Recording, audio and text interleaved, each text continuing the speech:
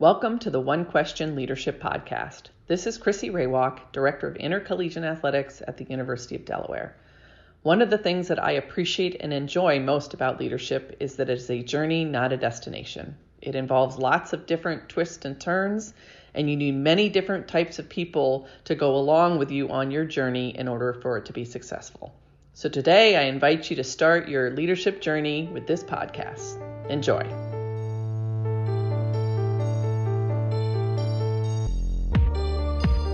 Greetings, this is Ty Brown and welcome to the One Question Leadership Podcast, where we highlight executive and organizational leadership. Be sure to follow us on Twitter at 1Q Leadership. Our guest today is Mike Castle. Mike is the Assistant Athletics Director for Ticket Sales and Operations at Georgia Tech. Greetings, Mike. Thanks for joining us. Well, yeah, thanks for having me. It's a real pleasure to be here and share my thoughts with you and the community. And Mike, you have almost 20 years of experience in ticket sales in sports. You spent some time working in minor league baseball in tickets before moving over to college athletics over at Old Dominion. And then, of course, 3 or 4 years ago, moved over to Georgia Tech. So you have some extensive experience when you talk about fan engagement, when you talk about selling tickets and people buying in to what athletics and sports is. And that's kind of the reason why I have you on. I heard you say on a webinar, I was listening to a webinar, and I heard you say something to the effect of that there is a disconnect between the values that leaders in college athletics use to guide themselves and the expectations of fans who are guided by their value of the entertainment of college athletics. I don't know if I said that right. Can you expound on that? I thought it was pretty profound in what you were talking about there.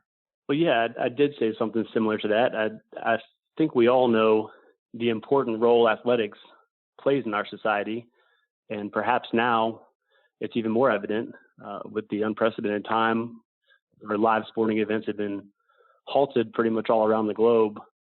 And we know how much people watch sports and they enjoy sports for a variety of reasons. But it's important for us to keep in mind that there are very key differentiators between college athletics and professional athletics. And I believe at the core of what we do, the fact that our athletes are students at the school they represent is perhaps the most important differentiator at all. And look, as administrators in college athletics, we stand to see the most success if our supporters believe in our core values and our mission, which involves the educational piece and building up student athletes. And I believe a major disconnect at the moment is the amount of fans who view collegiate sports only from the entertainment standpoint. And that's an important piece of what we do. But we stand a lot to gain if we can widen that support beyond just the wins and losses on the field. Yeah, that's important. And then you speak from experience, right? Working in professional baseball and now working in college athletics, you can talk about the entertainment value of a professional sports event and what's behind it as compared to the entertainment value of a collegiate sports event and what it takes behind it for the athletes and student athletes to be who they are.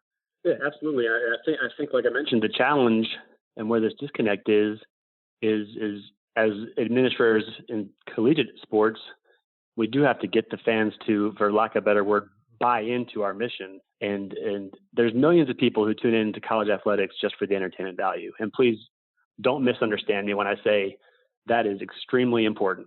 You can't, and I don't believe you should ever separate sports from entertainment. That's the reason we play is people want to see your team get out on the field and win. And we all want to win. We all want to feel that winning camaraderie with our fans. But we also want to win and feel that when we're developing our student athletes who go into the world, nobody enters a competition to lose, and nobody wants to go out into life and not be prepared to win in that next level of whatever it is beyond sports. So we want to celebrate the wins in the field, in the court, the pool, and in life. And the competition and the winning, our schools, representing our schools with pride is core to our mission. But winning and putting together the best sports team is not what makes us special or different from the pros. So imagine a world in collegiate athletics where everyone cheered on the teams and supported the teams on the field and the court, but also celebrated the victories in the classroom just as much. And that's where I feel, in my opinion, that we would stand to grow as an industry the most if we can tie those two together more so than they seem to be at the current moment. I imagine if you tie them together, is there a way to ensure, or is there a way to tell if fans would value both, right? One as important as the other, the development and growth of student athletes as important as they value the competition aspect. Is there a way to, I wonder if there's a way to tell. I don't know if there's a way to tell. And I also don't think it's realistic to think that every person who supports our schools and our teams is going to suddenly have this great awakening that, the academics is the most important thing to them as well. I think my point is more just that the staying true to our mission and the core of our mission is more helpful and advantageous to our industry in terms of separating us from the professional model. And I hate to see anybody get wrapped up in the temptations to move that more towards the other direction where we're losing sight of our focus. Yeah, and you hear a lot of talk about that out there in the world, right? Your experience, you've been in college athletics for almost 10 years now. I imagine you've probably seen examples of schools, whether they're at Georgia Tech or anywhere, some of your colleagues in the industry that do a good job of bridging the gap, right, between understanding the values inside the department and making sure the fans outside of the department understand the values that the department is led by. I do, and I think the ones that I see that are doing it the best are moving from a transactional approach to a storytelling approach. And what I mean by that is, at Georgia Tech, my job is to increase revenue. I want to make sure tickets are priced correctly. I want to make sure we've determined the appropriate per seat giving level. We tell customers that if they donate, they get points, which will increase their standing for seat locations at bowl games, et cetera. Those things right there are very transactional. It's important to remember to also tell the story of where that per seat gift is going. We don't always do the best job promoting the value student athletes receive during their time as a student athlete. Many of our student athletes are introduced to a world they never would have seen if they weren't involved in college sports. We need to start being more intentional in telling the story of what intercollegiate athletics means and how it's changing the lives of student athletes. And then there is a bond that can connect that student athlete with that fan who's watching them and appreciating their skill and watching them excel in their sport. But now there's a bond they didn't have before, and that's a bond you might not have had with a professional athlete. And that's, again, what differentiates collegiate sports from professional sports. And so we need to share the success of our current student athletes, our past student athletes, and those who go on to find success beyond sports because of the experience they had as a student athlete, and remind people that not all student athletes are going to become professional athletes. There was that ad, and I don't know if it's still out there, or if I remember from a couple of years ago, where the NCAA had the saying that there's 400,000 student athletes and just about all of them go pro in something other than sports. That really hit home with me when that was on television. And again, the goal here wouldn't be to alienate the people who are satisfied and happy just paying for the entertainment, because they're very important and that's a critical part of what we do, but rather to grow the base of fans who want to invest in the bigger picture and the greater goals, and to engage our supporters in a way that connects them beyond just the competition. That's where the long-term success of college athletics and our mission can be found. Right. You want to make sure you tell that story. That's a good point.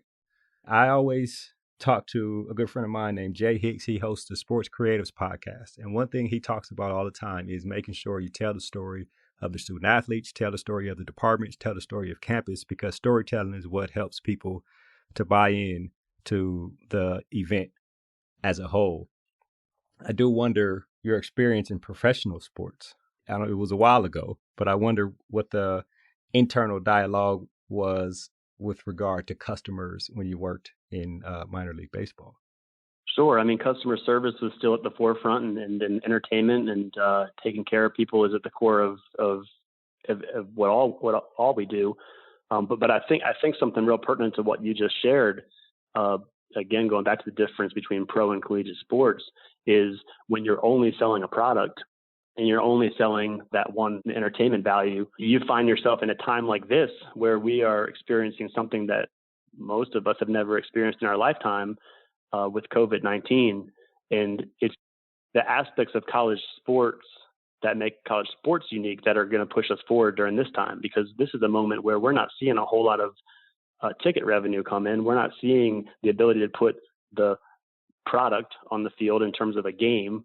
But I've yet to hear one AD in the country come out and say, we can't wait to get back on campus to start selling those tickets and counting that money again. Right. Every Yeah, exactly. AD that we hear talking is saying our focus is on the safety, care, well-being of our student athletes. That's the message, and that's the story. And if we have built up a fan base that believes in that message and believes in that mission, they're going to support us through even this time when there is no product to view and there is no game to attend.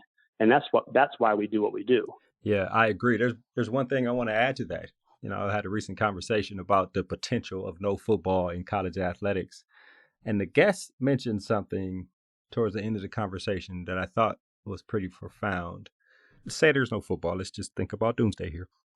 If the possibility of people going without sports this whole spring, all summer, and possibly in the fall, will we lose, when you talk about sports, college athletics, professional sports, will we lose that audience, the habit of them buying into live competition and sports events? And I think the thing that you're talking about is probably the differentiator, right? They may lose, say they lose their passion for NFL sports because it's gone for a year or whatever in this crazy scenario. But the one thing that makes college athletics different is that you tell the story of the student athletes, of what they went through over the year. And so people want to buy back into them and see them be successful on the field, court, in the pool, wherever it is. I think you make a great point there, Mike. Yeah, and when people align and associate college athletics with this mission of developing young people, suddenly their perspective changes. It changes on why certain rules are in place, why there's governing bodies over collegiate sports that say you can or can't do certain things, and there's guidelines. I'm not saying everyone's always going to be in agreement on what the rules are and what the guidelines should be, but it helps the mission of college athletics if that clear focal point comes back to our reason for being here, for developing student athletes, and we keep that in mind as the thing that separates us from collegiate sports. And the same is true what you just spoke about with during this time we're going through. That connectivity should remain strong, because even though we're not playing a game right now and there's some uncertainty, we're still telling stories, because our student athletes are still attending class virtually. They're still working out. They're still getting nutritional instruction and are doing what they're supposed to do in regards to keeping their bodies strong.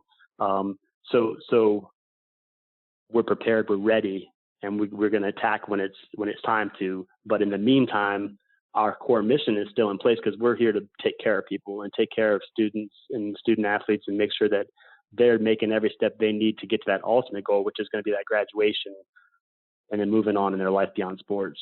Well, Mike, this has been an excellent conversation. I appreciate you putting some thought into that topic and bringing it up, and I'm glad I heard you say it so we can have this conversation here on the One Question Leadership podcast. Thank you very much for joining us. Well, I appreciate the time, and I say I value a back and forth conversation more than anything. And so if there's anybody who's listening who has anything to share with me or disagrees with something I said, please reach out. I'd like to have conversations and continue with all perspectives. That was Mike Castle. He's the Assistant Athletics Director for Ticket Sales and Operations at Georgia Tech. And of course, this is Ty Brown with One Question.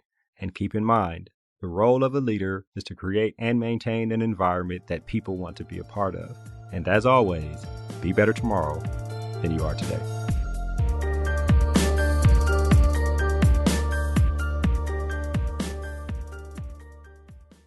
This episode of the One Question Leadership Podcast is produced by Spades Media Group, solving problems using creative leadership.